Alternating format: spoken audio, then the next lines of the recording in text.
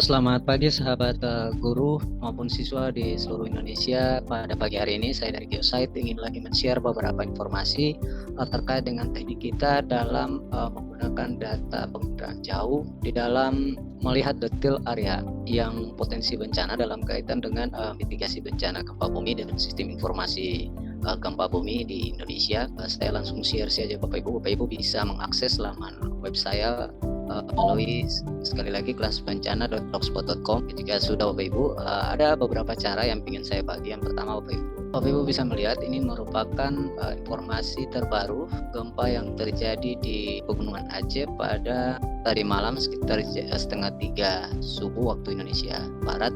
Resmi informasi ini teman-teman dari Natius BMKG yang ingin saya bagikan teman-teman. Jika teman-teman ingin melihat detail permukiman area dari pusat gempa 5,1 skala Richter ini, sebagai contoh teman-teman bisa menggunakan beberapa fitur. Yang pertama saya bagikan itu ini teman-teman, salah satunya teman-teman bisa zoom terus dari pusat gempa 5,1 tadi, lokasi tepatnya di kawasan Beutong, Pegunungan Aceh. Jika teman-teman ingin menggunakan data topografi bisa dilihat juga. Kali ini saya ingin menggunakan data SAT atau data pencitraan satelit untuk melihat detail permukiman yang ada di lokasi. Ini merupakan pusat gempanya teman-teman 5,1 tadi. Kemudian ini merupakan permukiman terdekat di bagian utara yang menjadi area paling dekat dengan pusat gempa 5,1 pada kedalaman 10 km ini atau gempa dangkal. Ini merupakan kawasan yang masih dekat juga dengan pusat gempa 5,1 di sisi barat laut. Kita bisa menggantinya ke model street untuk melihat titik-titik sentral, misalnya sekolah, kemudian madrasah, masjid dari permukiman yang tadi disebut tadi. Cara yang kedua teman-teman juga bisa mengcopy koordinat yang ada pada laman resmi BMKG, kemudian teman-teman masukkan pada Google Maps. Jadi ya teman-teman, oke, teman-teman hapus bagian lintangnya, dapatkan dia. Baik, sebagai tambahan teman-teman dalam pemasukan, kalau lintangnya itu lintang selatan, teman-teman tambahkan minus. Tapi karena memang data pusat gempa ini berada di lintang utara, jadi tidak perlu ditambah minus. Saya hapus saja minusnya.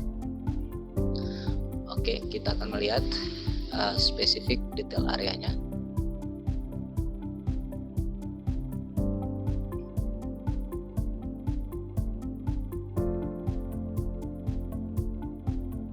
Untuk perbedaan data seperti ini teman-teman tidak begitu terlalu memposisikan. Intinya bahwa data BMKG yang di copy ini merupakan data terverifikasi, kan?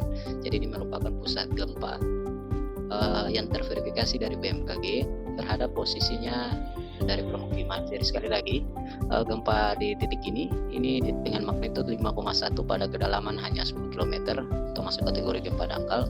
Nah, posisinya terhadap Beutong ke arah barat, masih di lokasi Beutong tadi permukimannya. Jadi teman-teman, teknik ini biasanya efektif untuk gempa-gempa di darat, terutama untuk kita melihat permukiman-permukiman yang rentan terdampak maupun bangunan-bangunan fasilitas umum yang rentan terdampak akibat dari gempa tektonik yang terjadi terutama di darat teman-teman yang memiliki daya rusak, jadi yang tidak menimbulkan tsunami. Teknik ini sangat efektif digunakan juga termasuk untuk sistem informasi dan sistem pengecekan informasi oleh lembaga-lembaga berwenang dalam kaitan dengan bagaimana nanti lembaga-lembaga tertentu itu melakukan koordinasi dan pengecekan terkait dengan area-area yang berpotensi mengalami kerusakan akibat gempa. Itu saja rekan-rekan yang ingin saya bagi bagaimana cara kita melihat detail permukiman potensi area terdampak gempa bumi berdasarkan lintang bujur atau koordinat yang terupdate dari BMKG dan juga menggunakan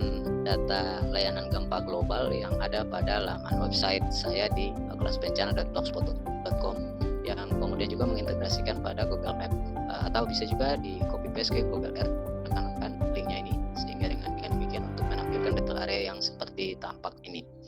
Semoga bermanfaat bagi kita semua dalam upaya kita membangun sistem informasi kebencanaan yang lebih akurat dan lebih detail, termasuk di dalamnya analisis lokasi potensi utama terdampak dari gempa tektonik darat yang terjadi. Semoga informasi ini bisa memberi kita termasuk pendidikan publik untuk memanfaatkan berbagai platform yang tersedia, terutama bagi rekan-rekan guru yang ingin memanfaatkan melihat data informasi kebencanaan terutama gempa di Indonesia melalui kelasbencana.blogspot.com.